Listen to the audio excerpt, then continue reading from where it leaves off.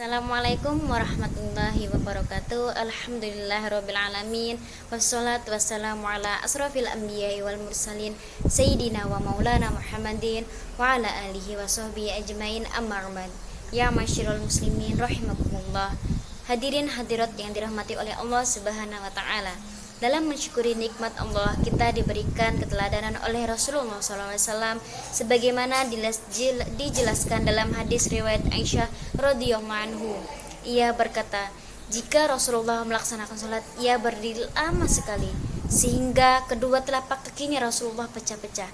Kemudian Aisyah radhiyallahu anhu bertanya, wahai Rasulullah, kenapa engkau berbuat seperti ini? Padahal dosamu yang telah lalu dan dosamu yang akan datang telah diampuni. Lalu Rasulullah SAW menjawab, wahai Aisyah, apakah aku tidak ingin menjadi seorang hamba yang bersyukur?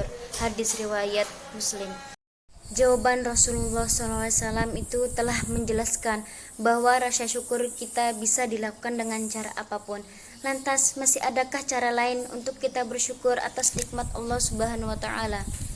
Ada, yaitu Pak Quraisy Shihab mengungkapkan tata cara syukur mencakup 3 sisi. Yang pertama yaitu syukur dengan hati, yaitu kepuasan anugerah dan kepuasan batin. Kemudian syukur dengan lidah, dengan mengakui anugerah dan memuji pemberinya. Yang ketiga, syukur dengan perbuatan, dengan memanfaatkan anugerah yang diperoleh sesuai dengan tujuan penganugerahannya. Oleh karena itu, sebagai manusia yang tidak bisa menghitung banyak jumlah dan kualitas nikmat yang telah diterima, maka bersyukur kepada Allah yang maha luar biasa merupakan pilihan sekaligus solusi terbaik selama-lamanya. Sebab kita selalu diingatkan oleh firman Allah Subhanahu wa Ta'ala yang berbunyi, fabi ayyi ala'i rabbikuma tukadziban, maka nikmat Tuhanmu manakah yang kau dustakan? Pertanyaan sekaligus pernyataan fabi ayyi ala'i rabbikuma tukadziban adalah surat Ar-Rahman yang ditulis berulang kali sebanyak 31 kali. Dan ayat ini diletakkan di setiap akhir surat Ar-Rahman, yang mana menjelaskan sekaligus menegaskan bahwa nikmat yang telah diberikan oleh Allah Subhanahu wa Ta'ala kepada semua manusia dan makhluknya sungguh sangat luar biasa banyaknya dan perlu disyukuri dengan sepenuh hati, perasaan, dan akal pikiran. Banyak sekali orang yang menjadikan surat dengan urutan nomor 55 dalam Al-Quran ini sebagai salah satu surat favorit. Itu menurut Pak Quraisy Shihab mengenai tentang ayat yang diulang dalam surat Ar-Rahman ini, bahwa banyaknya ditujukan kepada jin dan manusia. Penyebutan nikmat-nikmat mengandung makna keagungan nikmat tersebut serta banyaknya manfaat yang diraih oleh penerimanya, dengan tujuan agar kita lebih bersyukur atau mengecamnya bila ia tidak bersyukur, sambil mengisyaratkan bahwa sikapnya itu telah melampaui batas.